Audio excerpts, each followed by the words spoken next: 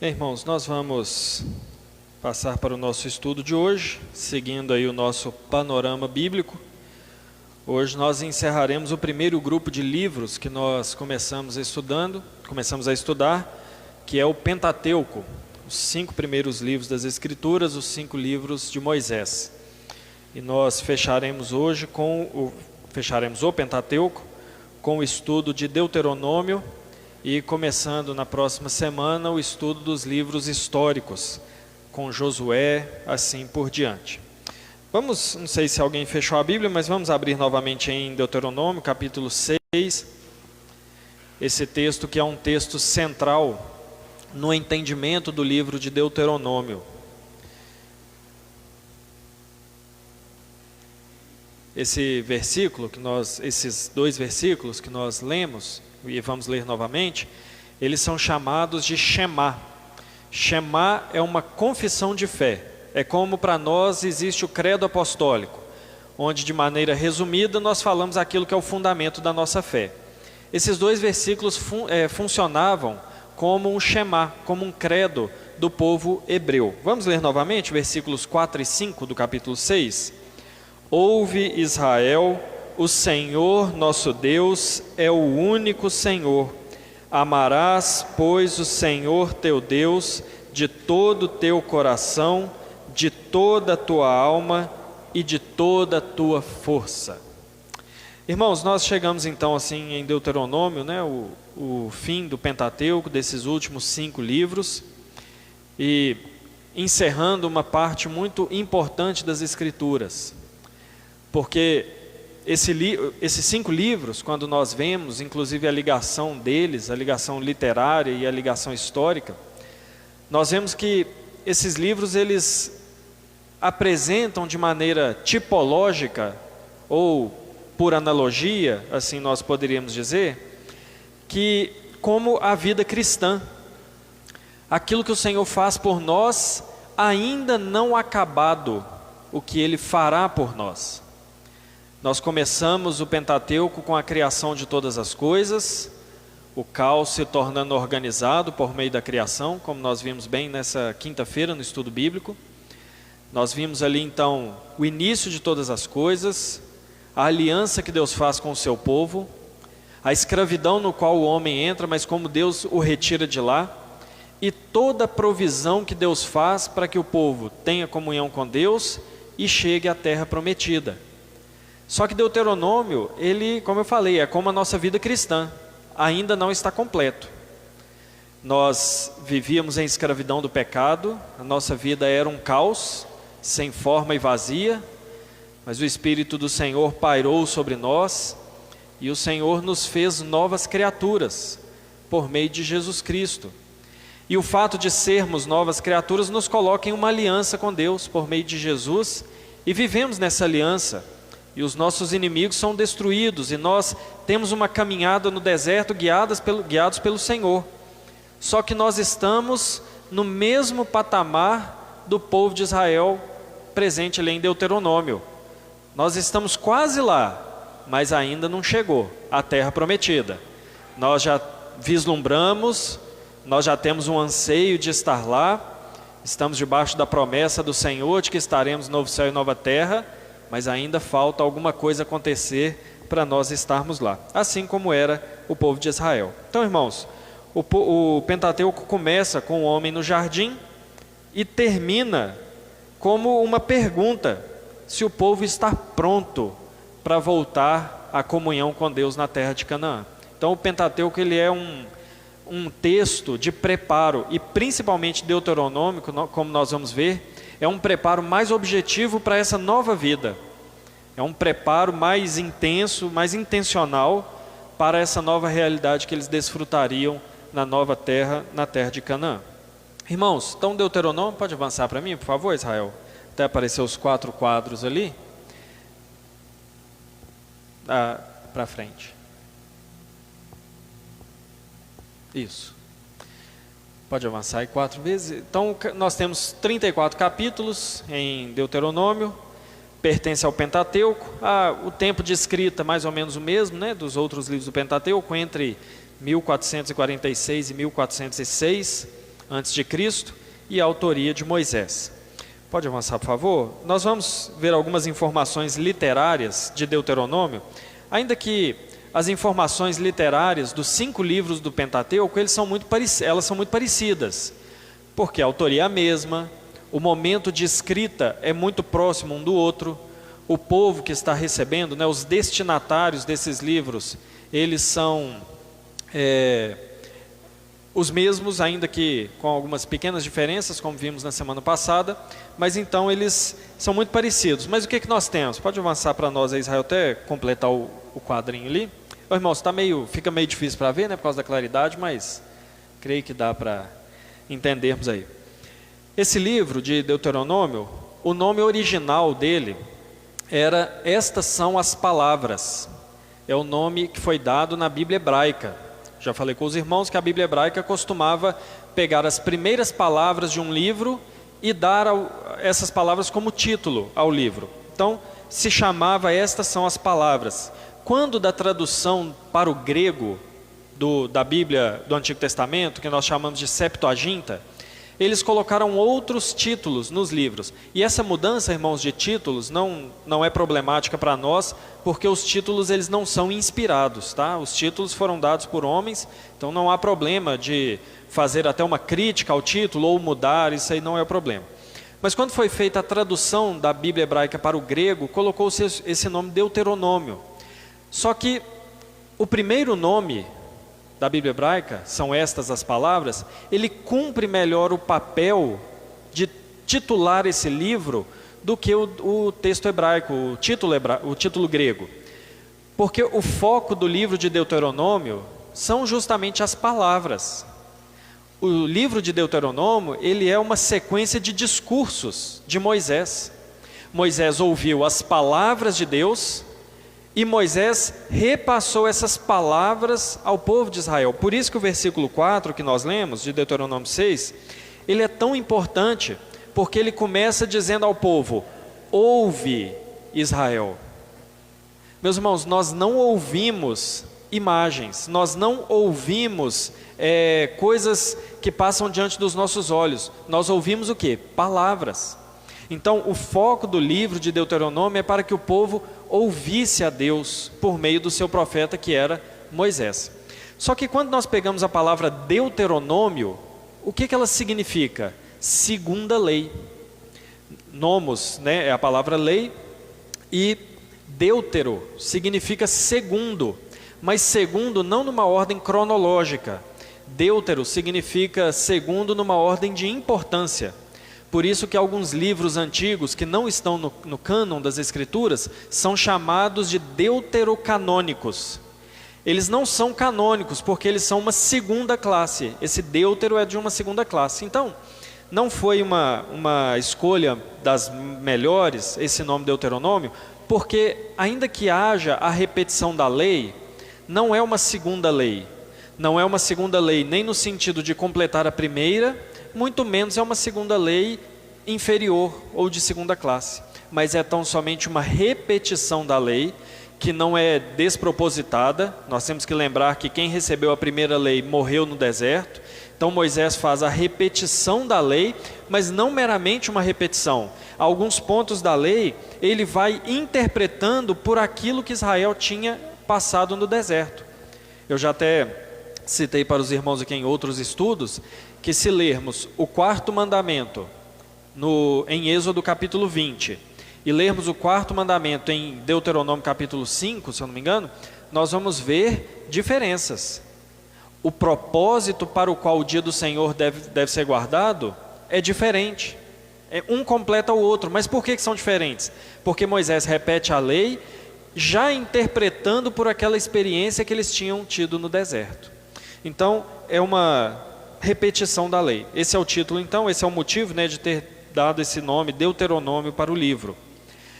A autoria é a autoria de Moisés, também, como nós temos visto, só que diferente dos outros livros, ele afirma a autoria de Moisés. Abra aí no capítulo 1 de Deuteronômio.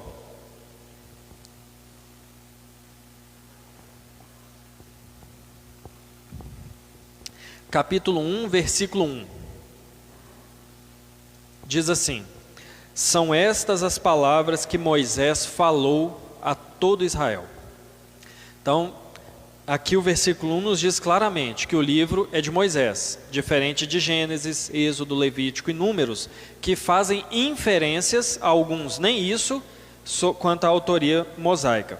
Se nós olharmos o versículo 5 do mesmo capítulo 1, diz assim: além do Jordão, na terra de Moabe, encarregou-se Moisés de explicar esta lei, dizendo.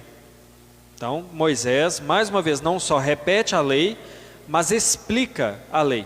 E veja, irmãos, como o ouvir é importante, é um ponto central no livro de Deuteronômio. O versículo 1 fala que Moisés ia falar as palavras. O versículo 5 diz que ele foi encarregado de explicar a lei como? Dizendo. Então as palavras são importantes. E se nós olharmos lá no final do livro, no capítulo 31, Deuteronômio 31, no versículo 22, diz assim: assim Moisés, naquele mesmo dia, escreveu esse cântico e o ensinou aos filhos de Israel. E contém aqui depois o cântico de Moisés, que é encontrado em Salmos também.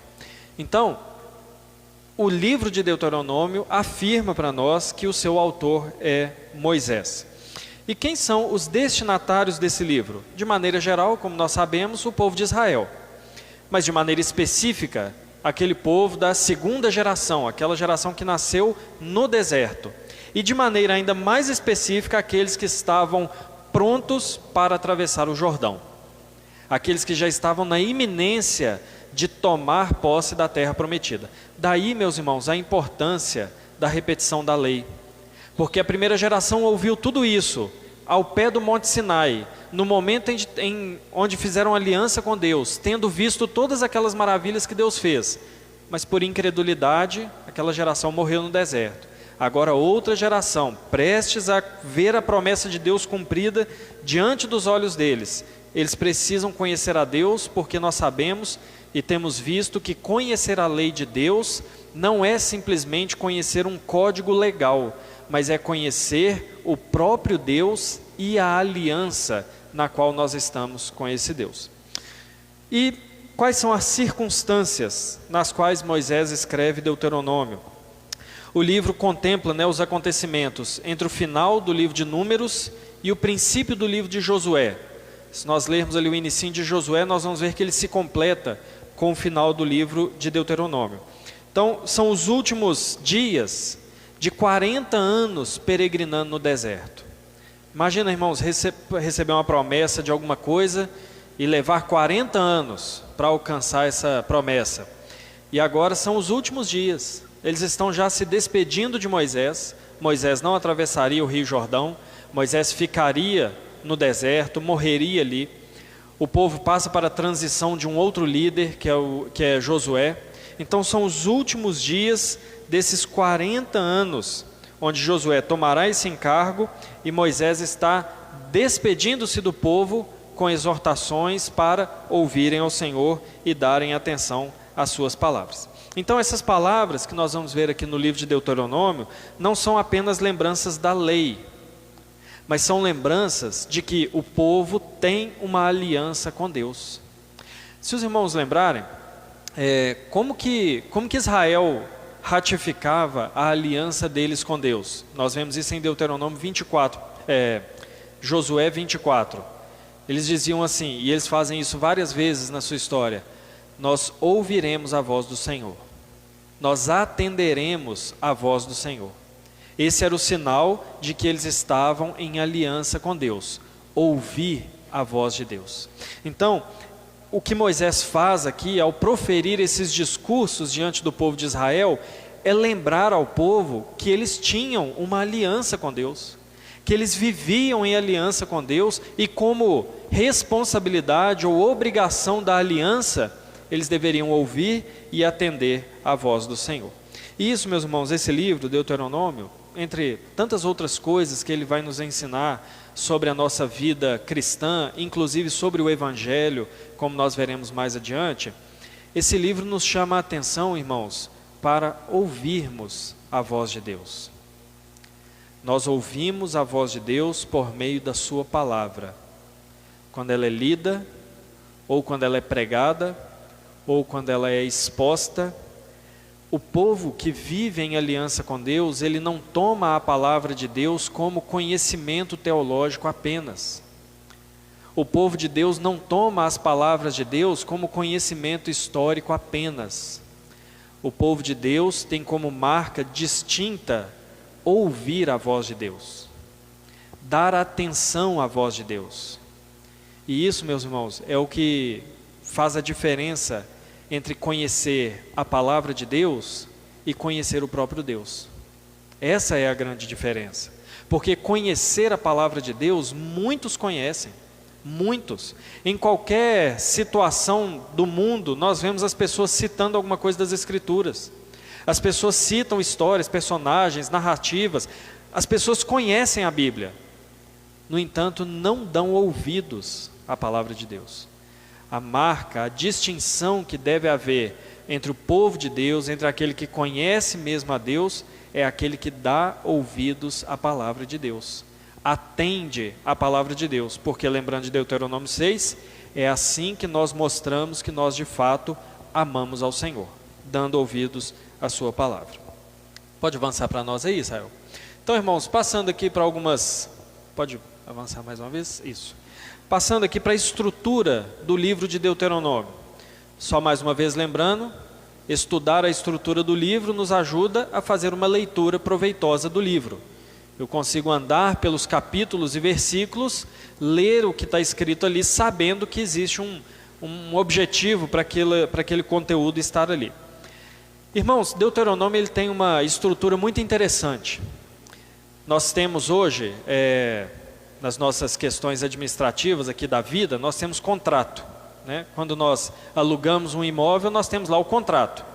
O contrato ele tem uma abertura, onde ele vai estabelecer as partes, ele tem descrição daquilo que está sendo alugado, ele tem valor do que está sendo alugado, ele tem as penalidades para quebra de contrato, para danificação do imóvel, tem todas essas coisas, e no final tem a assinatura de quem está alugando, de quem está o locatário, o locador, as testemunhas, tem uma série de coisas. Essas maneiras de nós lidarmos com as coisas hoje, elas não são novas, elas não são modernas. Isso remonta a milênios atrás, milênios. Na época do povo de Israel, na época antiga, esse tipo de tratado, ele já era comum. Claro que não existia cartório, né? Como nós temos hoje, né? E essa parece até ter sido uma invenção nossa, né? Brasileiro que gosta de um cartório, né? Gosta de um carimbo. Mas apesar de não ter essas coisas, haviam contratos, haviam tratados, haviam acertos formais entre os povos, e existia um tipo de tratado no mundo antigo que nós chamamos de tratado de suzerania ou tratado de soberania, quando um povo dominava sobre outro, mas não necessariamente um povo, mas quando um clã dominava sobre outro, eles faziam esses tratados de soberania. E esses tratados de soberania, eles tinham essas mesmas cláusulas que nós temos hoje, de maneira muito parecida. Havia um preâmbulo histórico, estabelecendo o que aconteceu, havia estabelecimento das partes, havia a obrigação de cada um e havia as testemunhas. Então era um contrato mostrando que um era soberano sobre o outro e que eles viviam em aliança. O livro de Deuteronômio, ele é escrito nesses moldes. Ele é como um tratado. Moisés, na hora de compor o livro, o arranjo que ele faz, ele coloca como se Deuteronômio fosse uma ratificação da lei, mostrando que existe uma aliança entre Deus e o povo de Israel. Então vamos lá, para a gente entender. No capítulo 1, no versículo 1 até o 5, nós temos aquilo que é o preâmbulo. É uma narrativa histórica de algumas coisas que aconteceram até chegar ali, até chegar a esse ponto. Capítulo 1. Então, se nós observarmos até o versículo 5, ele está falando de questões históricas. Ainda não é repetição da lei, Moisés não está falando, ele vai começar a falar no versículo 6, mas esses primeiros 5 versículos, eles colocam um preâmbulo, uma abertura daquilo que vai ser o livro.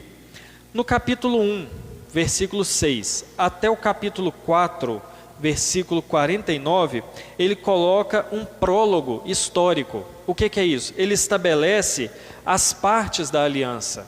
Ele estabelece quem está presente na aliança, ele coloca o povo de Israel, ele coloca Deus ali como redentor, ele vai estabelecer algumas coisas históricas que aconteceram. Se nós formos ver até o capítulo 4, ele está fazendo um resumo do que aconteceu entre a saída do Egito até aquele ponto onde eles estavam.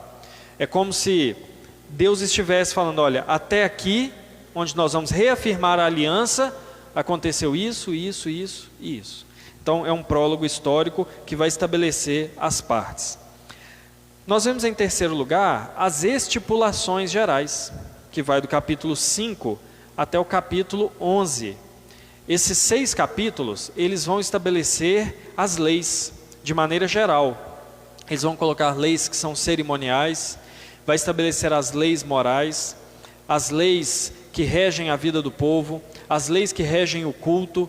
Então, existem essas estipulações que são gerais ao povo. Como povo de Deus devem viver assim, devem ouvir a voz de Deus, compreender a vontade de Deus e viver desta maneira. Em quarto lugar, nós temos ali do capítulo 12 até o capítulo 26, algumas estipulações que são bem específicas. Nós vemos o detalhamento de algumas leis, nós vemos o detalhamento de alguns comportamentos aceitáveis ou não, nós vemos detalhamento de situações que conduziriam a vida social do povo de Israel. Então nós vemos do 12 ao 26 algumas questões bem mais específicas e mais objetivas. Irmãos, quando nós pensamos assim em leis, né, nós entendemos o seguinte, o grande resumo da lei é o decálogo, os 10 mandamentos. Nos 10 mandamentos nós encontramos toda a lei de Deus, porque tudo que existe em matéria de lei é um desdobramento do decálogo. É por isso que dentro da arca estavam as tábuas com os 10 mandamentos, porque o decálogo funcionava como núcleo, como aquela maneira mais primeira de cumprir a lei de Deus.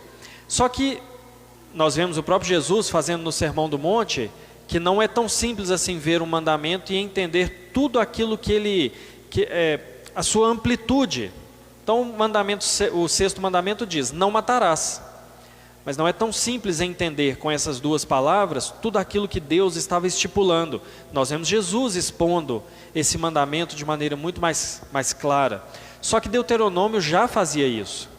No momento em que a Bíblia estabelece que se eu vejo o animal do meu vizinho solto, eu tenho que devolver, eu tenho que cuidar daquele que está passando fome, eu tenho que emprestar dinheiro para quem está passando necessidade sem cobrar juros. E quando a lei vai estabelecendo esses detalhes, nada mais está fazendo do que apresentando os desdobramentos dos mandamentos presentes no decálogo. Então nós temos o decálogo como o núcleo da lei de Deus e todos os mandamentos derivados dali.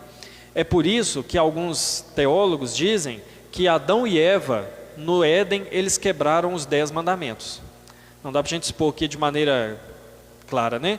Mas os 10 mandamentos, eles se resumem na cobiça.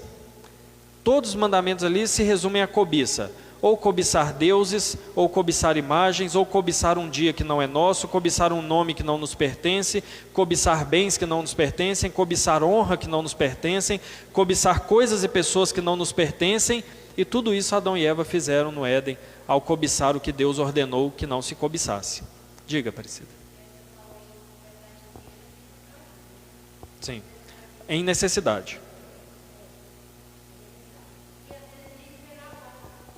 Sim, exatamente.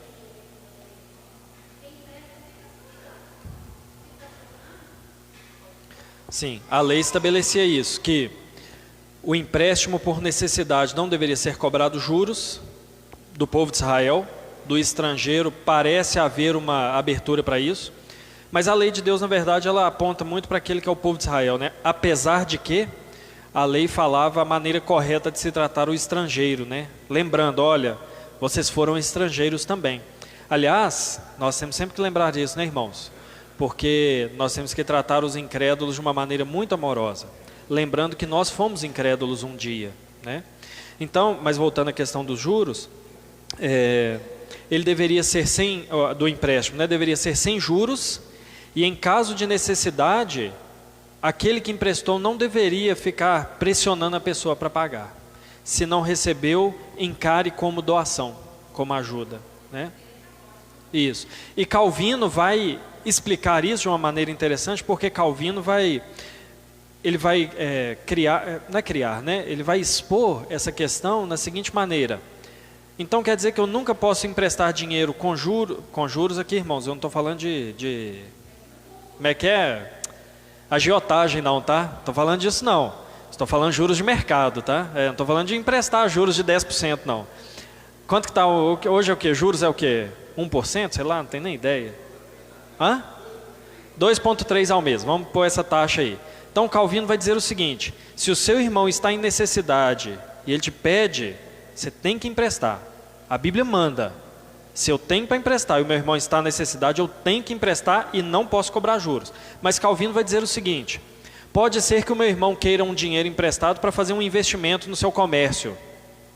Então é justo que eu seja participante do crescimento dele. Então a cobrança de juros de mercado que eu estou falando, ela não entra nessa lei de que eu não posso emprestar com juros, porque não é necessidade, é um investimento, entende? Então Calvino trabalha isso, interessante, para não haver essa confusão, porque às vezes eu já vi, né, pessoa falar assim, que querendo um dinheiro emprestado de quem tem muito, para comprar um carro, olha, você não pode me cobrar juros não, viu?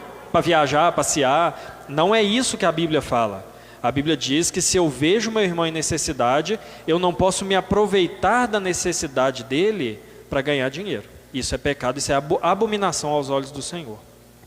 Então, irmãos, a lei é isso, é o desdobramento do decálogo, é o desdobramento da lei de Deus. Nós temos ali, antepenúltimo, ali no versículo, em penúltimo, aliás, o capítulo 27 a 30, as bênçãos e maldições. Então é o seguinte: Deus deu a lei, Deus refrescou a memória do povo, né? Vocês vivem em aliança comigo, eu fiz isso por vocês, vocês têm que viver assim, vocês têm que viver assim. Aí é o seguinte: se obedecer, tem as bênçãos, se desobedecer, tem as maldições, são as cláusulas do contrato. É por isso, meus irmãos, que nós não podemos achar Deus injusto quando Ele amaldiçoa por causa do pecado, porque está no contrato. E o tratado é de suzerania, né? Ele é o soberano, ele deu o contrato. Está no contrato, ele tão somente está sendo justo ao exercer a sua condenação sobre o pecado.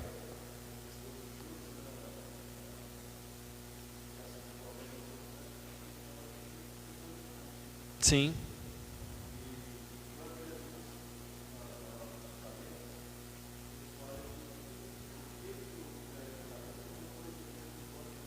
Para pegar pelo menos os juros, né? Exatamente. O problema não é os juros. O problema é a avareza, a ganância e a usura, né? Exatamente. Isso mesmo. Então, irmãos, e nós chegamos ao final ali com alguns versículos que vão mostrar algumas testemunhas. É claro que testemunha para Deus é Ele mesmo, né? Algumas passagens na Bíblia diz assim: Deus convocando céus e terra como testemunhas, né? Porque não há alguém acima dele por quem ele possa jurar. Mas ele chama o próprio povo a testemunhar de que eles estão vivendo naquela aliança. Então, quando nós olhamos essa estrutura de maneira macro, né, de maneira maior, nós vemos que é um tratado, é uma ratificação da lei. Deus está lembrando ao povo que eles vivem em aliança. Só que dentro dessas divisões, nós podemos encontrar aqui também alguns temas, nós podemos entender o que está presente aqui nesses temas. Do capítulo 1 até o capítulo 4, versículo 40 de Deuteronômio, o que nós encontramos dentro desse prólogo histórico, dessa recapitulação que Moisés faz? Moisés rememora as experiências de Israel sob a liderança de Moisés. Ele faz reiteradas alusões ao Êxodo, né, e a como Deus cuidou do povo, trazendo a memória de que Deus é um Deus que sempre esteve com o povo. Ele detalha as derrotas que Israel sofreu por causa da desobediência e mostra as vitórias que Israel alcançou em batalhas porque estavam confiados em Deus, ele faz isso. Ele estabelece a distribuição da terra para aquelas 2,5 tribos que resolveram ficar do lado de cá do Jordão, Ruben, Gade e metade da tribo de Manassés, e suplica. É interessante que esse texto no final dele tem a súplica de Moisés a Deus para que ele entrasse na terra prometida, e a negativa de Deus. Eu acho muito parecida essa passagem com Paulo, né, quando ele suplica que lhe fosse retirado o espinho na carne, e Deus fala assim, não. E é estranho, né, porque Deus fala isso para Paulo, e a gente acha tão estranho quando Deus faz isso com a gente, né? Paulo era pecador igual a gente, mas longe de mim querer pensar que eu e Paulo somos a mesma coisa, né? Somos iguais, equivalentes. Deus falou um não muito claro para Paulo, e ele fala para nós, a gente fica revoltado, fica triste, ameaça sair da igreja, né? Como se isso para Deus fosse alguma coisa, porque Deus falou um não para nós. Mas Deus falou não para Moisés, Deus falou não para Paulo, para nós, né, irmão? E ele termina com uma exortação à lealdade. Então, a história que Moisés relembra não é por acaso, irmãos, não é só para o pessoal saber o que aconteceu, mas é para olhar para trás e ver, temos que ser leais ao Senhor, vale a pena ser leal ao Senhor, vale a pena viver uma vida de fidelidade a Deus. A história que Deus relembra por meio de Moisés é para isso, exortar o povo a ser fiel e leal ao Senhor. Então nós temos ali o versículo 44 até o 49, um interlúdio entre o primeiro discurso e o segundo, e aí no capítulo 5 nós entramos no segundo discurso de Moisés. Inclusive as nossas Bíblias aí, não sei se todas, mas grande parte delas, no versículo 44 do capítulo 4 tem esse título, que é o segundo discurso de Moisés. E o que nós encontramos nesse segundo discurso de Moisés? Outras exortações diversas, a exposição dos estatutos ligados à aliança feita lá no Sinai, a repetição dos 10 mandamentos, a lembrança das formas com as quais Deus se manifestou de maneira visível, convocação à obediência, o Shema, né, aquele texto que eu falei com os irmãos, que era a confissão de fé deles, dado como uma exortação para que isso fosse uma memória entre o povo, né? Os versículos seguintes vão dizer, o Senhor, o único Deus é o seu Senhor, amarás de todo o teu coração, de toda a tua alma, de toda a tua força. Essas palavras que hoje te ordeno estarão no teu coração, tu as inculcarás aos teus filhos, delas falarás sentados à mesa, andando pelo caminho. Então, isso são as estipulações que Deus deu, convocando a obediência. Até o capítulo 26, nós vemos os exemplos do cuidado e do juízo de Deus desde o Egito, exortando e advertindo o povo a confiar no Senhor, regulamentações para o culto, para a alimentação, para o tratamento de escravos, para as dívidas, as festas, os juízes sobre o povo, as cidades refúgio, e uma série de estipulações para a vida social. Isso está presente no segundo discurso de Moisés. Então, lembrando aqui, irmãos, o primeiro discurso está fazendo uma recapitulação daquilo que Deus fez, chamando a lealdade. O segundo discurso está dizendo o que deveriam fazer agora, daqui para frente, convocando a obediência. Capítulo 27 a 30, a aliança e a liturgia são entregues ao povo. Alguns breves discursos descritivos ali de Moisés, mais exortação à obediência, instruções para uma determinada cerimônia no vale Ebal, no monte Ebal e no monte Gerizim.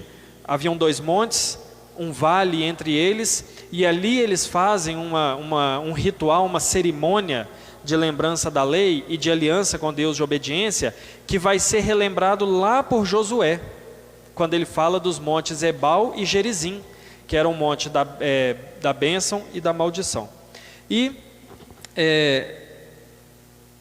Esse monte que serviria de lembrança. E aí nós chegamos na conclusão, capítulo 31 a 34, que é a instalação de Josué como sucessor, o cântico de Moisés, onde ele celebra a grandeza de Deus e o cuidado pactual, mais uma vez, lembrando o povo que eles têm uma propensão à desobediência, chamando-os à fidelidade ao Senhor.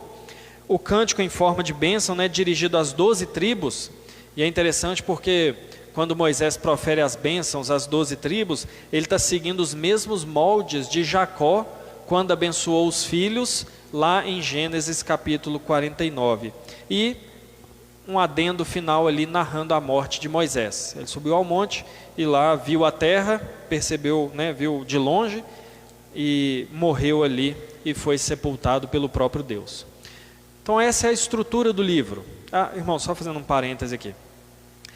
Eu enviei o boletim no grupo da igreja, tá? Hoje de manhã, porque nós voltamos a ter um pequeno probleminha com a impressora, não deu para imprimir, mas está naquele grupo de informações lá da igreja, o boletim em PDF. Se alguém não estiver no grupo e quiser receber o boletim, me fala depois da escola.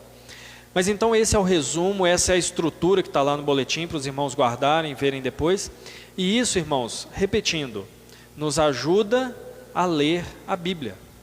Saber como um livro está estruturado, nos ajuda a compreender cada parte. A gente pensa assim, nossa, mas parece que eu já li isso aqui, parece que está repetindo, parece que está falando isso aqui de novo. Mas por que fala tanto ouve? Quando nós entendemos a estrutura, nós vemos que as repetições não são por acaso, as palavras para ouvir não são por acaso, os chamados à obediência e à fidelidade não são por acaso. Então isso nos ajuda a ter uma leitura proveitosa da palavra do Senhor. Pode avançar aí, Israel, por favor? Irmãos, diga.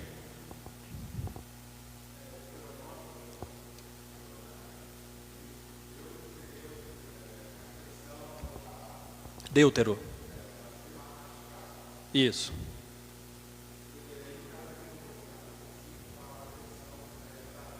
Sim.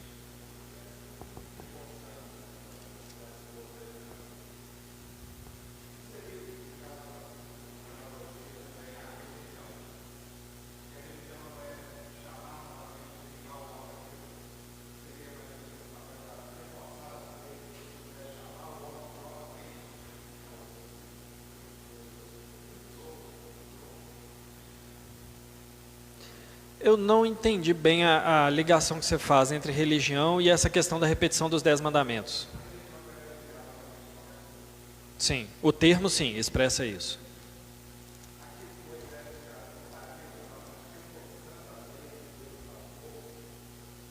Sim. Não, sim. Ele está reforçando porque a geração que está ouvindo agora não estava lá na primeira. Isso. Isso. Agora eu entendi o que você está querendo dizer. Só que essa questão da religião, não entendi. Se a gente for olhar na história de Israel, o ponto que a gente observaria, se a gente levar em consideração esse termo religião e aquilo que ele se propõe, seria mais correto olhar para a aliança no Sinai do que para os 10 mandamentos ou a repetição da lei.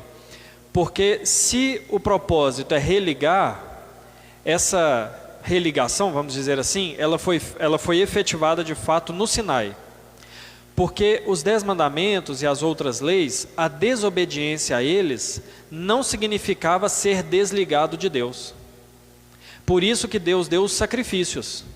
Porque Deus deu a lei e Deus sabia que o povo ia desobedecer, então Ele deu a lei e depois Ele fala assim, olha, essa é a lei. Como vocês vão desobedecer? Aí vocês fazem o sacrifício. Aí vocês cumprem a lei. Desobedeceu de novo? Aí tem o sacrifício. Então, dentro desse religar do homem com Deus por meio da aliança, ele já tem os seus mecanismos para que não haja mais esse desligamento. Então nós vemos no Antigo Testamento esses mecanismos por meio dos sacrifícios, do sacerdote, do tabernáculo e do culto, que é onde essa comunhão vai sendo feita a manutenção dessa comunhão. E hoje, na nova dispensação que nós vivemos, nós temos tudo isso aglutinado em Cristo. Então, para nós, a religião que cumpre o papel de nos ligar a Deus novamente é a fé em Jesus Cristo. Uma vez ligados a Ele, unidos a Ele novamente, aquilo que Cristo faz e continua fazendo, como nosso sumo sacerdote, como tabernáculo, como o sacrifício, Ele faz por manutenção dessa nossa permanência na aliança. Então, talvez se a gente for olhar mais para esse aspecto da religião de religar, seja mais a aliança no Sinai do que a lei. Porque senão a gente corre o risco de colocar a obediência à lei como um aferidor de estar próximo ou não a Deus. Só que a desobediência à lei não nos afasta de Deus. Eu gosto muito de uma analogia que o Sproul faz do casamento, né? Quando homem e mulher casam, durante a vida de casamento, aquela união, ela vai sofrendo, ela tem níveis diferentes de qualidade. Tem época que o casal está melhor, passa crise, tem época que o casal está pior, tal. Então, a qualidade do casamento vai assim, e o ideal é que seja assim, né? Vai tendo as crises, mas vai sempre melhorando. Só que em nenhum desses momentos, num casamento normal, o casamento deixa de existir. Existe a crise na qualidade, a variação na qualidade, mas não na sua união. Isso permanece. A nossa união com Deus é assim também. Nós temos variação na qualidade do nosso relacionamento com Deus. Tem época que a gente está mais disposto a ouvir o Senhor, tem época que a gente está mais disposto a obedecer, tem época que a gente está mais próximo dos irmãos, tem época que a gente está mais disposto a servir. A qualidade desse relacionamento está melhor. Tem época, pelas situações mais variadas, que a gente esfria na fé, a gente passa a não gostar tanto assim dos irmãos, a gente passa a não ter mais disposição para ouvir a palavra, a nossa qualidade cai. Mas isso não significa que o relacionamento foi rompido. O casamento permanece. A qualidade pode sofrer alterações. Então, a lei, ela entra na qualidade. A obediência à lei, ela não entra na união, no pacto, na realidade, entendeu? Então, nesse caso, a religião ela aponta mais para o pacto do que para a repetição das leis. Okay?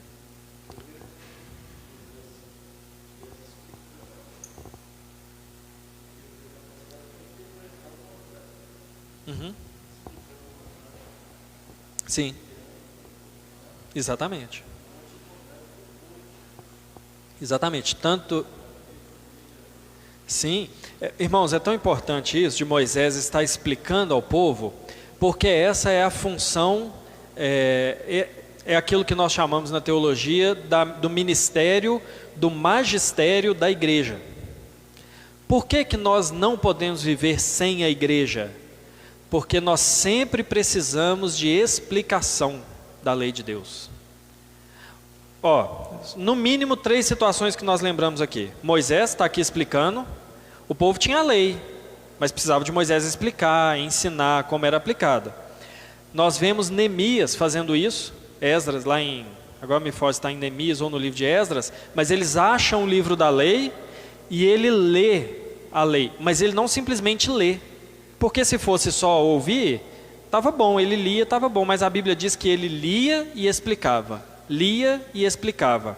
E nós vemos também o eunuco, lá no Novo Testamento, lá em Atos, o eunuco está lendo Isaías, aí Filipe chega, né, e fala assim, você está entendendo o que você está lendo aí? Você está entendendo? Esses dias eu vi até na internet um memezinho, né, que tem o eunuco lá lendo, aí Filipe chega e fala assim, você está entendendo? Ele falou assim, eu não preciso de explicação não, eu mesmo sou a igreja.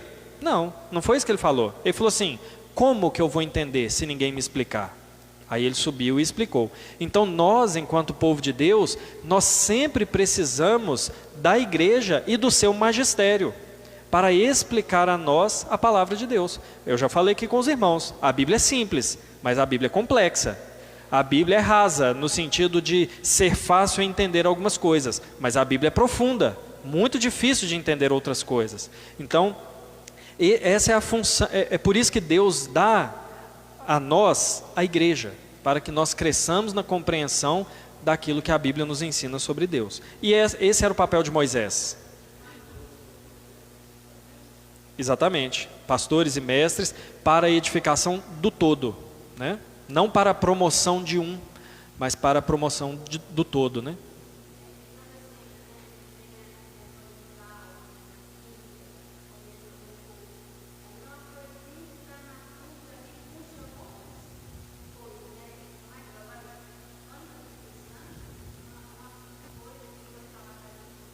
Sim. Sim. Irmãos, eu tenho para mim, assim, que a sensação, uma das melhores sensações que a gente experimenta na nossa vida, é quando a gente lê a Bíblia entende. Mas assim, eu não estou falando de entender as palavras aqui, porque qualquer coisa que a gente lê aqui, a gente vai entender as palavras. Mas a gente entender aquilo que Deus está nos ensinando. Quando o Espírito Santo abre o nosso entendimento, fala assim, é isso, entendi, aprendi. Irmãos, não tem sensação melhor, né, do que isso. Diga.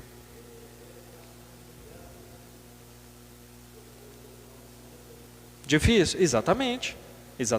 As coisas boas que vêm, né? Aliás, a gente nem faz questão de explicação, né, Israel? Tá bom, mas e quando não tá bom? E quando a gente experimenta aquilo que é mal? Sim. E é isso que Moisés fala com Israel. Confie no Senhor. Porque os inimigos vêm, né? Aqui no caso de Israel. Mas era viver por fé, viver por confiança e não por explicação, né? Irmãos, vamos... Então, deixa eu dar uma andada aqui.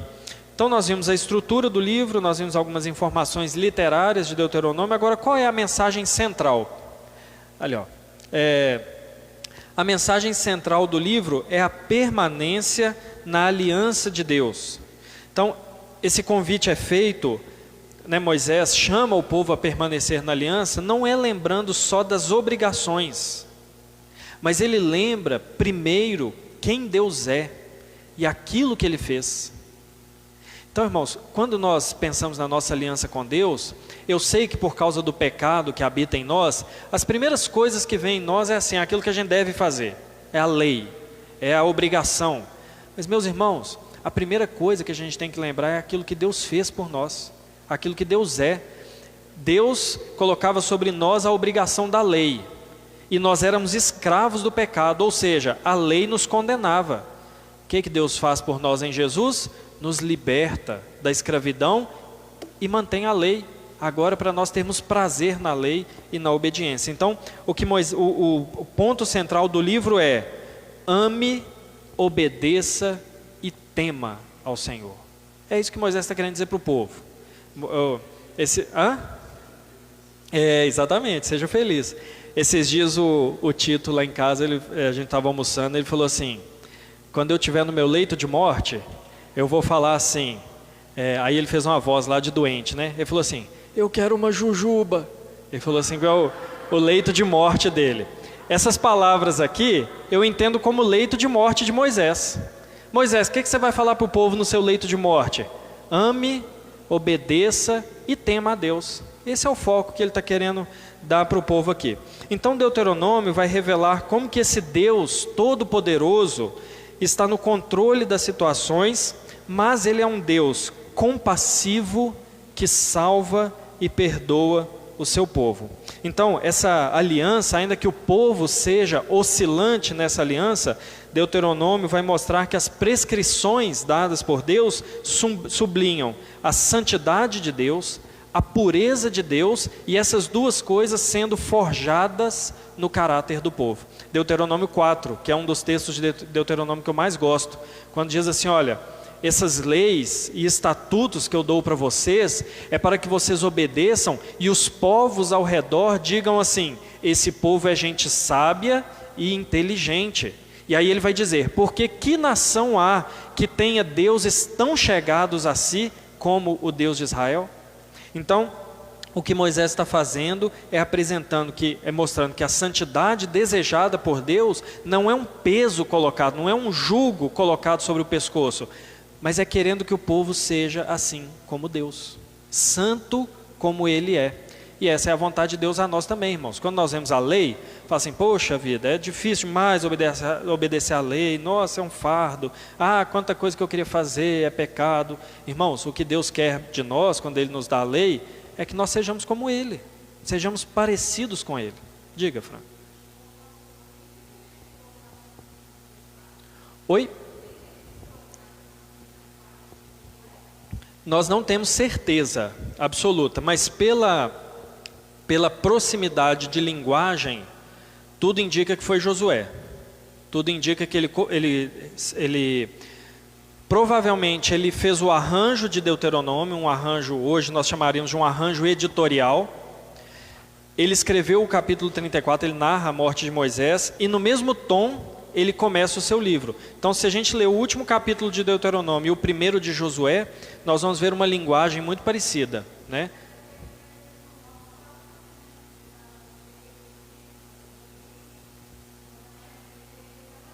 Sim. Sim. É porque pela posição que Josué ocupava em Israel, agora nessa transição, né, de Moisés para Josué, essa questão das escritas, dos livros de Moisés, da lei de Deus, das tábuas, essas coisas, ficavam sob o poder deles, sob, vamos dizer assim, a supervisão deles. Haviam os levitas, haviam aqueles que tinham o cuidado do templo, mas é como se Josué tivesse com o olho em todas as coisas ali. Então, muito provavelmente, ele é o autor, ou ele fez o uso de um amanuense, alguém que ele disse e a pessoa escreveu, fazendo um ou outro ajuste. Mas que provavelmente veio tudo de Josué, é o que a maioria dos estudiosos aí afirmam.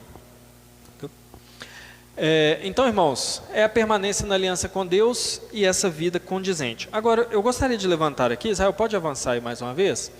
Nós temos alguns temas difíceis em Deuteronômio, e que eu acho que seria muito útil para nós explicarmos aqui, para que nós não tenhamos uma compreensão errada das Escrituras e para que saibamos responder. Os irmãos lembram do versículo que foi o nosso tema aqui da série de estudos sobre cosmovisão? Santificar o Senhor. Como é que é? Como o Senhor, em vosso coração. Eu estou querendo chegar lá no final, aí está me falhando a memória. Para que estejamos prontos a dar razão da esperança que há em nós. Então, nós precisamos entender algumas coisas difíceis na Bíblia para que nós saibamos da razão da nossa fé, da razão da esperança que há em nós. Então, o genocídio, nós vemos em pelo menos 2 versículos, capítulo 2, versículo 34. Olha só o que diz Deuteronômio 2, 34. Naquele tempo, tomamos todas as suas cidades, e a cada um destruímos com seus homens, mulheres e crianças, não deixamos sobrevivente algum. Difícil, hein? Passou todo mundo a fio da espada. Isso aqui é uma recapitulação do que fizeram. Será que Deus ordenou o genocídio? Aliás, tem até um artigo muito bom no site da Editora Fiel sobre isso. Será que Deus ordenou o genocídio? Irmãos, alguns tentam até amenizar essas palavras aqui como se Deus não tivesse mandado fazer isso. Não é bem assim, não é que Deus mandou exterminar, Deus mandou mandar embora. Não é nada disso. Deus mandou exterminar mesmo. E quando não fizeram, foram castigados, sofreram as consequências. Mas isso não significa que Deus promoveu o genocídio como nós vemos hoje. Um país tentando exterminar outro, uma raça tentando se sobrepor sobre outra. Não é nada disso. O que nós precisamos entender é que o processo de santificação, ele tem 2 lados. Às vezes nós não lembramos disso. Às vezes nós lembramos que o processo de santificação tem um lado só. Só que ele é como uma moeda, tem 2 lados. O que é santificação? Santificação é quando Deus separa alguma coisa para si. Então a igreja é chamada do povo santo de Deus, porque Deus tomou a igreja e separou do mundo para Ele. Esse povo é meu. Só que tem um outro lado da separação, que é a rejeição. Existem aqueles que são santificados, mas existem aqueles que são rejeitados. Existem aqueles que são purificados, mas existem aqueles que permanecem sobre a sua imundícia e os seus pecados, como a Bíblia diz. Então a santificação, ela tem esses 2 lados, que é de purificar um povo para si e condenar outro povo por causa dos seus pecados. E foi isso que aconteceu conosco, porque para nós sermos salvos e purificados, Cristo foi condenado em nosso lugar. Nós fomos santificados, Ele não. Então, quando nós vemos essa questão de matar povos inteiros, a Bíblia nos ensina o que é, no passado, obviamente, na antiga aliança, um processo de santificação. Porque, meus irmãos, quando Deus manda destruir um povo, Deus o fazia por causa dos seus pecados. Lá em Gênesis 15, há uma explicação do porquê que o povo ficou 400 anos no deserto. 400 anos no Egito. Deus poderia ter deixado eles lá 40 anos, 100 anos, mas Gênesis 15 diz que isso durou até que, vamos dizer assim, o caldo entornasse para as nações de Canaã. Eles eram cruéis, eles praticavam infanticídio, eles sacrificavam crianças, eles promoviam bestialidade, eles promoviam sodomia, tudo de terrível que existia. E Deus falou, vai chegar um tempo em que o caldo deles vai entornar. A medida da ira vai alcançar. Quando esses 400 anos chegaram, o caldo entornou e Deus tirou Israel do Egito e levou para Canaã para Israel servir de punição para aqueles povos. Então não é que o povo lá era bonzinho e foi desterrado, eles eram cruéis. E Deus fez isso no Antigo Testamento para purificar a terra e para manter Israel longe da impureza e longe da imoralidade. Eu queria lembrar aos irmãos e falar o que eu falei aqui na quinta-feira no nosso estudo. Irmãos, os irmãos creem que Deus é o mesmo? De ontem, de hoje e será eternamente? Vocês creem que o caráter de Deus é o mesmo? Vocês creem que as coisas que Deus odiava no passado Ele continua odiando? Então, vocês acham que Deus promove destruição de algum povo por causa do pecado deles? Veja bem, a gente tem que ter muito cuidado em observar coisas que acontecem no mundo com olhos de piedade. Veja bem, quinta-feira nós falamos aqui, a gente fica com medo aí, né, de um povo invadir outro, nossa, coitado, está sofrendo, refugiado, não sei o quê. Meus irmãos, os países pós-modernos hoje matam mais crianças do que os cananeus matavam nos tempos de Moisés. Eles promovem maior imoralidade do que era promovido nos tempos dos cananeus. Se Deus usa a nação para destruir um no passado, Deus pode usar para destruir no presente. Veja bem, eu não estou falando que, o fato X é isso. Eu não estou falando isso. Eu só estou falando que quando um povo é destruído, a gente tem que dar um passo atrás e observar o que está por trás disso. Porque pode muito bem ser a mão de Deus punindo seus pecados. Porque hoje o que nós vemos é a defesa daquilo que os povos de Canaã defendiam. A morte de crianças, sodomia, inversão dos valores dados por Deus e vou até dizer, a bestialidade, que era uma coisa condenável com a morte nas Escrituras, mas hoje é promovida talvez de outras maneiras, quando o ser humano é rebaixado a mais inferior do que a criação e do que os animais. Então nós temos que ter muito cuidado assim em exercer a piedade, no sentido de ficar com dó, porque tem coisas que são tão somente consequências do afastamento de Deus e da rebeldia contra Deus. Sim?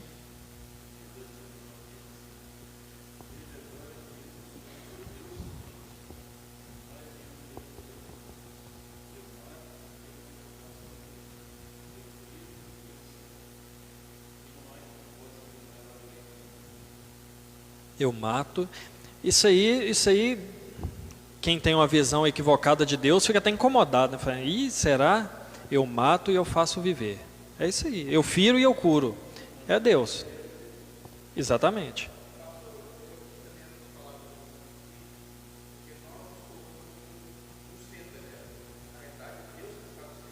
Sim, exatamente. O homem não está no centro de nada. Nada tem que ser para nós e por nós. É tudo para Ele, para a glória dEle. Quando nós perdemos isso de vista, Deus não olha assim, coitadinho, né? Ele não aceita isso. Deus não aceita que nós tomemos o lugar que pertence a Ele. Se nós buscamos a nossa vontade, a nossa glória, Deus vai nos destituir dessas coisas.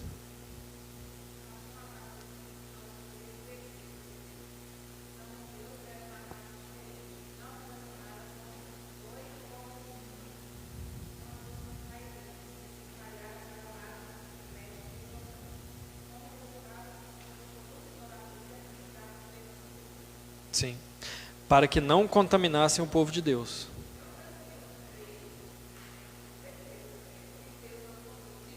Claro.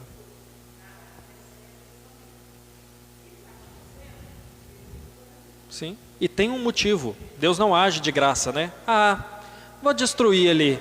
Não. Sim, Deus tem seus propósitos. Diga, dona Edna.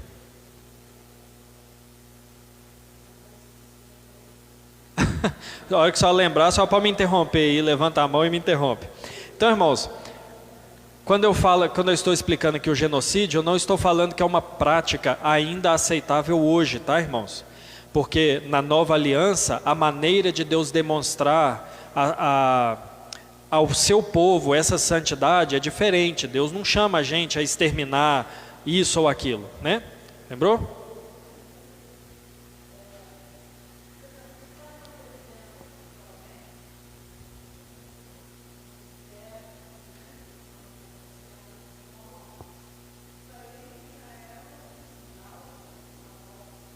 Sim.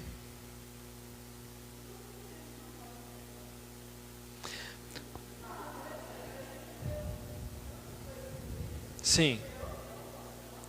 Sim, não, eu entendo o que só quis dizer. Talvez eu não me expressei bem.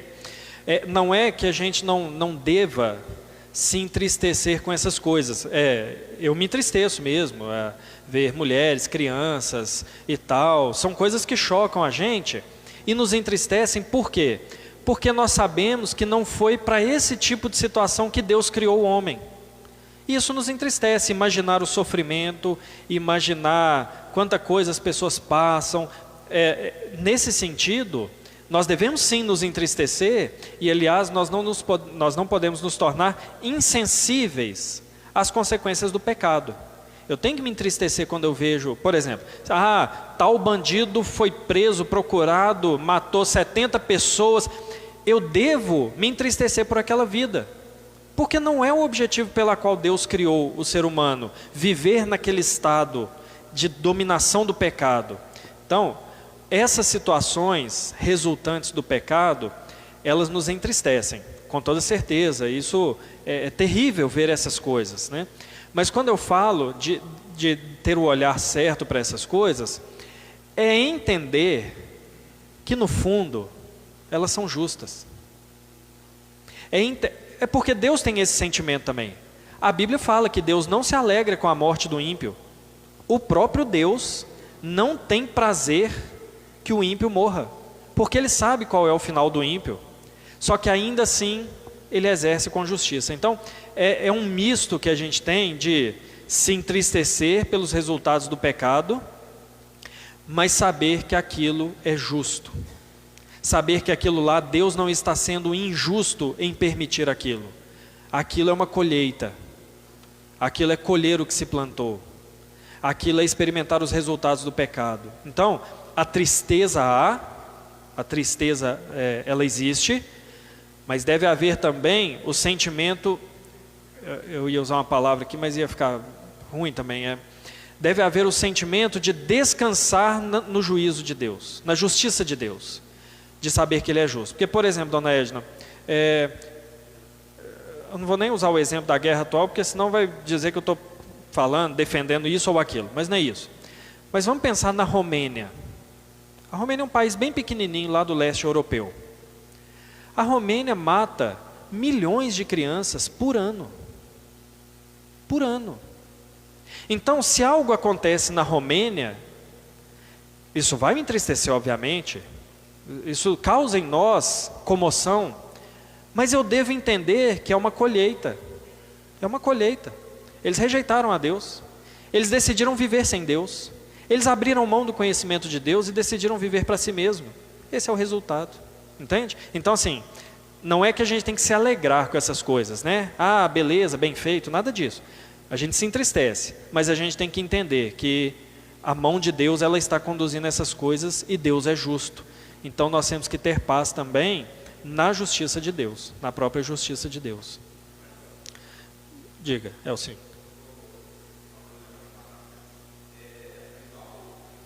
Isso, perdão, não completei, né? Eles matam milhões de crianças através do aborto, sim.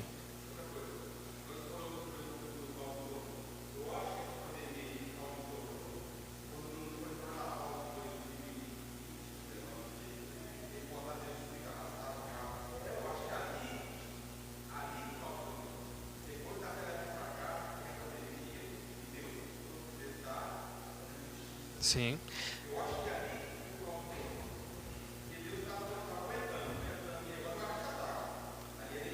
Well, sim, eu não sei como é que não entornou antes. Sim. Sim. Agora, irmão, se a gente pensar bem, até o juízo de Deus é misericordioso. Imagina a gente com o poder de Deus, o que a gente não faria? Então, até o juízo de Deus, ele é misericordioso. Porque, irmãos, nós merecemos, eu vou falar só do nosso quintal aqui, nós merecemos como Brasil ser varrido do mundo.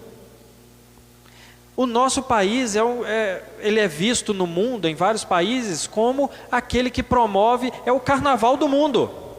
Aqui todo mundo vem para divertir, os irmãos sabem de qual diversão que eu estou falando. Porque aqui o negócio daquele jeito. Então, o Brasil, morreu não sei quantos de pandemia, morreu não sei... Irmãos, o juiz de Deus ainda é muito misericordioso, porque esse país nem devia existir mais. Entendeu? Então, até nisso, nós conhecemos a misericórdia de Deus, né? Silvia e depois Israel.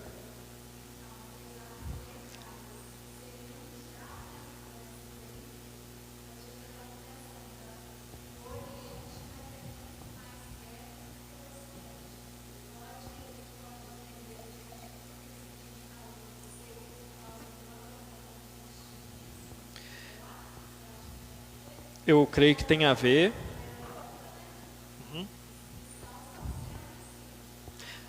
Eu creio que tem a... Sim. Eu creio que tem a ver, mas eu creio também que vai chegar aqui, esse nível. Porque assim, irmãos,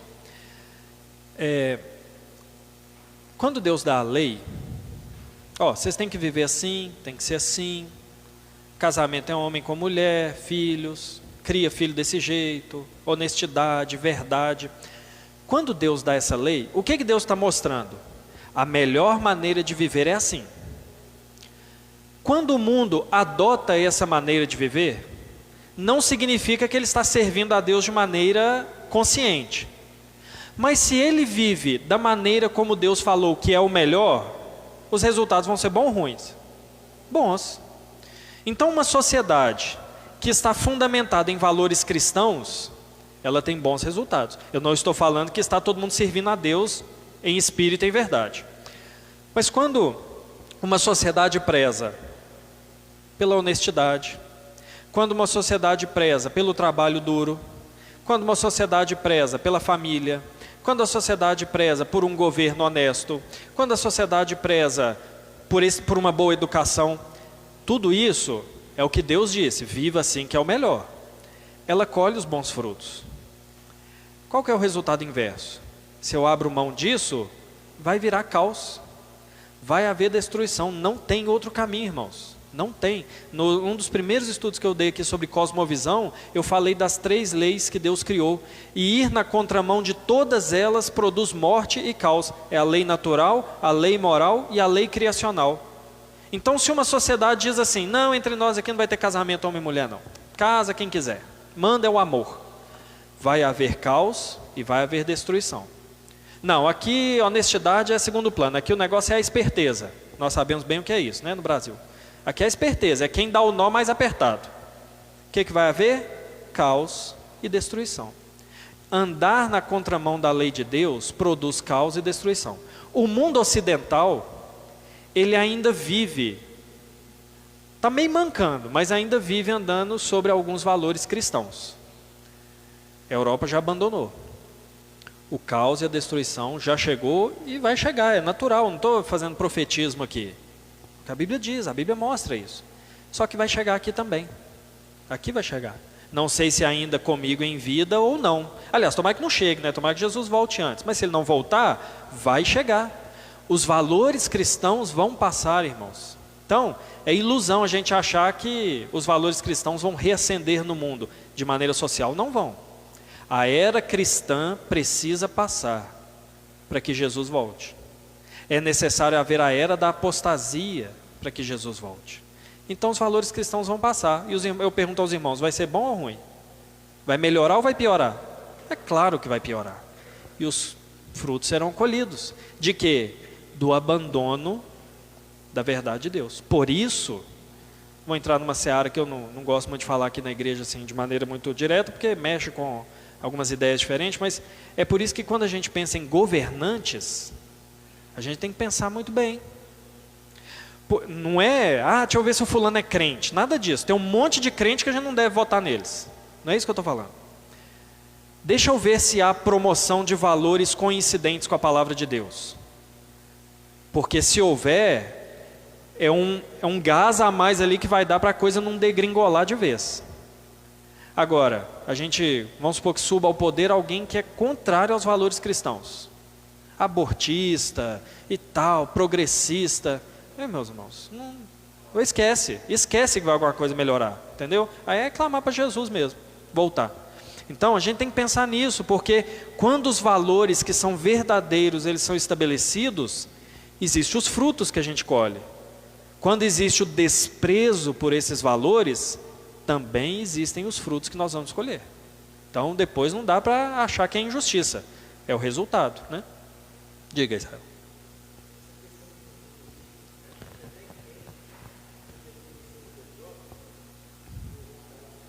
Sim.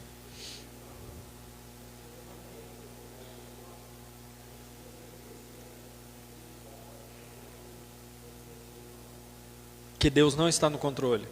Sim. É uma tendência nossa. Porque a gente quer preservar Deus. Olha que estranho isso, né?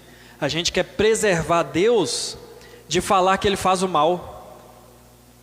Meus irmãos, primeiro que Deus não precisa de advogado, né? E segundo, que Ele mesmo diz que faz o mal. Não é o mal moral, mas Deus promove aquilo que é mal. E meus irmãos, a gente sempre tem que voltar para esse ponto. Quer ter uma prova disso? Que Ele promove o mal por causa da consequência do pecado? Ele matou o próprio filho dele inocente, quando o filho dele tomou o pecado sobre si. Quer crueldade maior do que essa? Crueldade assim, né? A manifestação do resultado do pecado como esse?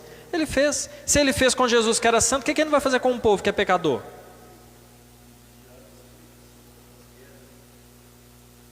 Sim. Sim. Exatamente. O pecado. E o desprezo da verdade, exatamente. Irmãos, vocês fizeram muita pergunta, então vocês vão me aguentar mais uns minutos a mais aí, tá? Então tem o genocídio, que é essa questão só reafirmando, tá, irmãos? Está gravando, né? Está transmitindo, então deixa eu deixar bem claro aqui. Não estou falando que genocídio é aceitável porque é a vontade de Deus sobre o pecado, não, tá, irmãos? Por favor. Estou dizendo que no Antigo Testamento, quando Deus mandava que um povo fosse exterminado, era punição de Deus sobre aquele povo por causa dos seus pecados. Ponto final. É assim que a gente deve ler o Antigo Testamento. Não estou promovendo que nada, né? Daqui a pouco sai no Barroso em dia aí, né? Pastor presbiteriano defende genocídio. De maneira alguma. Não, tá doido. Daqui a pouco tem protesto aí na porta da igreja. Vamos lá, irmãos, agora tem um segundo assunto também estranho, às vezes em Deuteronômio, pode avançar para nós aí, que é a questão da escravidão. Deus legisla sobre a escravidão. Olha que estranho. Deus não proíbe, fala assim, não deve ter escravo. Deus organiza a escravidão. Olha que coisa mais, né? Será que Deus é a favor da escravidão? Veja bem, irmãos, agora eu vou ser bem rápido aqui.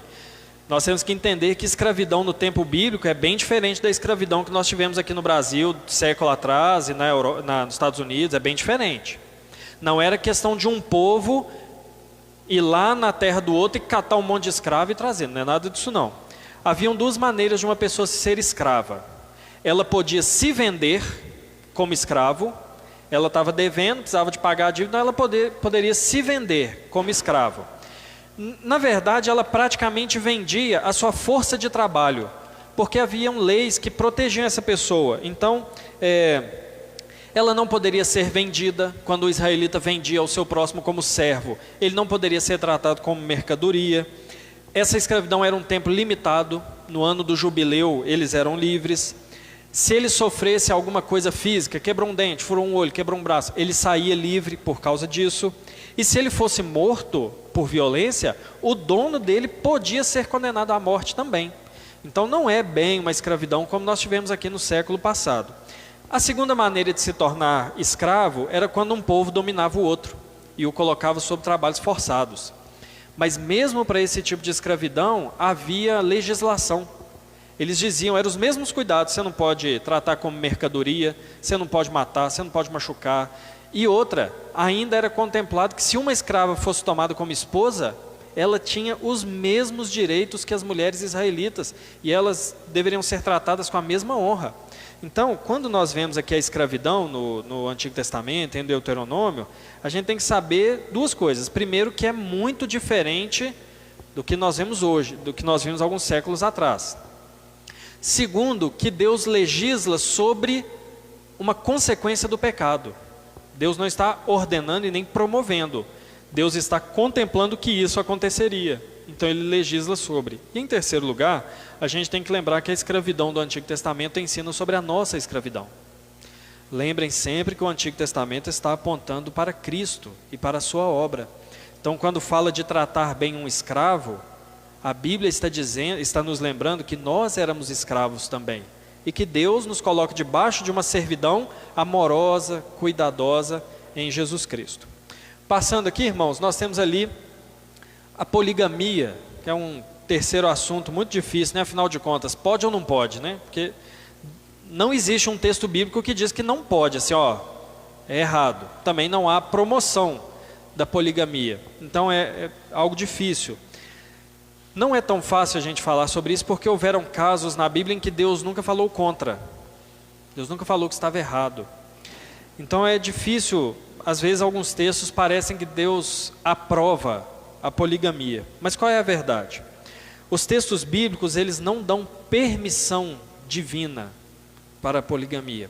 Deus tolerou a poligamia em determinado tempo. E nós vemos o testemunho bíblico de que isso sempre trazia grandes problemas. E os grandes problemas, em virtude da poligamia, não pode ser visto como sinal de bênção de Deus. Ao contrário, é sinal de que alguma coisa está errada. Então nós temos os patriarcas, exceto Isaac. Nós temos o rei Davi, vários reis, vários personagens bíblicos que passaram por essa situação da poligamia, mas que colheram frutos duríssimos disso. Sofrimento e até divisão de reino, como foi o caso de Salomão, né? Que por causa das suas muitas mulheres, o coração dele foi afastado do Senhor, e o Senhor então promoveu a divisão de Israel por causa disso. E a questão do divórcio, capítulo 24, versículo 1 a 4, é um texto que algumas pessoas usam para dizer que Deus permite o divórcio. E é um texto difícil, viu, irmãos? É um texto bem complicado, porque fala de dar carta de divórcio, né? Quando um homem não se agradar da sua esposa, lavrar-se-á uma carta de divórcio para ela. Só que qual que é o problema? Já pensou em o homem não se agradar da esposa? Dar uma carta de divórcio? Bem apertada aí para as mulheres, né? Mas veja bem, o primeiro que o texto não esclarece o que é não se agradar. O texto fala ligando alguma coisa de achar algo impuro ou indecente, mas que o texto também não diz o que é. Segundo, que há uma divergência aí de tradução. A tradução complica muito a compreensão do texto. Então, eu vou ler para os irmãos aqui uma tradução, para os irmãos verem a diferença. Quando um homem tomar uma esposa e se casar com ela, e acontecer dela não encontrar favor aos seus olhos, por ter ele encontrado impureza nela, 2 pontos. Então, dê ele carta de divórcio a ela, e dê em suas mãos. Aqui, o dar carta de divórcio está como conclusão, não é? Tem algumas cláusulas, se isso acontecer, então, dê carta de divórcio. No entanto, olha a nossa Bíblia aí, como que está a nossa tradução. Quer ver? 24.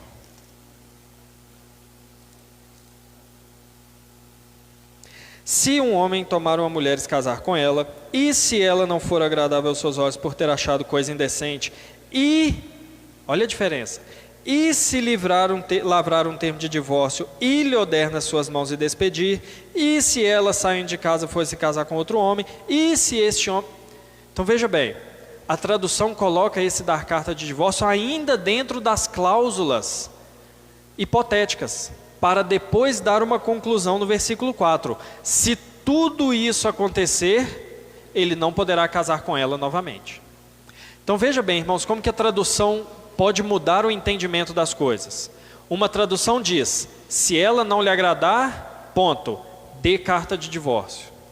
O que a outra tradução diz? Se acontecer isso, se porventura ele der carta de divórcio, então ele não poderá fazer isso. Olha como que a conclusão muda. Por quê? O tema do texto não é o divórcio. O tema do texto é a proteção das mulheres, que muitas vezes eram mandadas embora, sem nenhuma documentação que provasse que ela havia sido rejeitada pelo marido, e a colocava numa situação de vulnerabilidade das mais diversas. Então Deus está dizendo assim, olha, se, Jesus vai completar até o pensamento, né, pela dureza do coração, chegar ao ponto de dar carta de divórcio, então ele não vai poder mais casar com ela, não vai poder fazer uma série de coisas. Então o tema aqui não é necessariamente o divórcio, mas a proteção das mulheres caso isso aconteça. Existem outros textos que Deus lida com a questão do divórcio. Diga. Oi?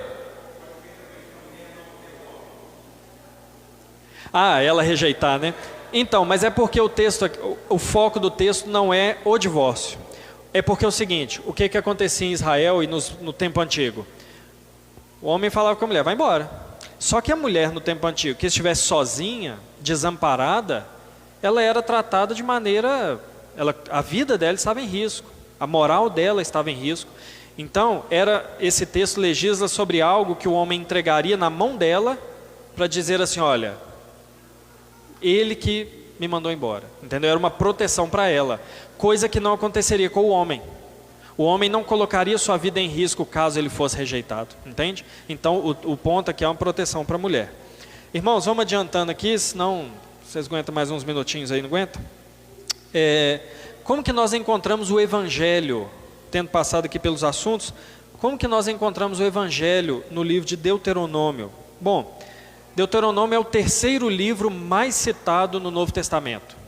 Ele perde apenas para Salmos e para Isaías, tamanha a importância dele para a nova aliança. Se ele é o terceiro livro mais citado no Novo Testamento, isso significa que é fundamental o entendimento de Deuteronômio para uma boa compreensão do Evangelho e do Novo Testamento. Então o que nós encontramos? Pode avançar aí, Israel. O que nós encontramos em Deuteronômio que nos aponta para o Evangelho? O Cordeiro Pascal, capítulo 16, versículo 1, aponta para aquele que seria no futuro o Cordeiro Pascal.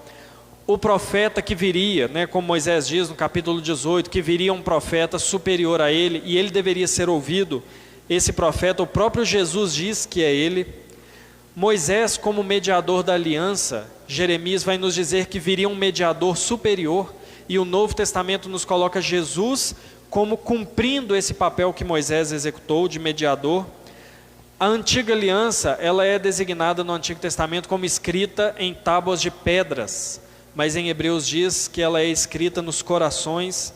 E o derramamento de sangue na aliança, que aponta para o derramamento do sangue de Jesus na nova aliança. Então quando na ceia, né, hoje inclusive teremos a ceia, quando na ceia nós falamos assim, nós lemos o texto, né, Jesus dizendo, esse é o sangue da nova aliança. Por que ele coloca esse título da nova aliança? Ele está apontando para Deuteronômio, que era a antiga aliança, um sangue que precisava ser derramado constantemente, porque ele era imperfeito, mas o sangue perfeito de Cristo é derramado uma vez apenas. Então, Deuteronômio estabelece de forma embrionária o sacrifício necessário para que não haja morte, o Messias como aquele que viria e revelaria todo o conselho de Deus, o mediador da aliança traria a nova aliança, e a nova aliança escrita nos nossos corações, e não mais em pedras. Então, irmãos, como eu comecei dizendo, né, Deuteronômio, ele pergunta para o povo de Israel, e aí, vocês estão prontos para ir para Canaã? Lembraram a lei? Lembraram a aliança? Estão confiados em Deus? Estão prontos para passar o Jordão? É a mesma pergunta que nos faz a palavra de Deus. É a mesma pergunta que o Evangelho nos faz. Está pronto para a vida eterna? Está pronto para passar dessa para uma, ou melhor ou pior, né? Está pronto? É o que o Evangelho nos pergunta. Assim como Deuteronômio faz essa pergunta estabelecendo tudo que era necessário, e o Pentateuco encerra assim, o Evangelho nos faz essa pergunta porque tudo que era necessário fazer já foi feito. Então Deuteronômio termina perguntando assim: podemos atravessar o Jordão? Depois de ter mostrado a criação, a escravidão, a libertação e tudo o que foi necessário para haver comunhão do homem com Deus. O Evangelho nos mostra a nossa escravidão, o caos que nós vivíamos, a libertação encontrada em Jesus, aquilo que Cristo fez por nós e nos convidando a amar, obedecer e a temer ao Senhor, para vivermos essa nova vida com o Senhor. Amém, irmãos?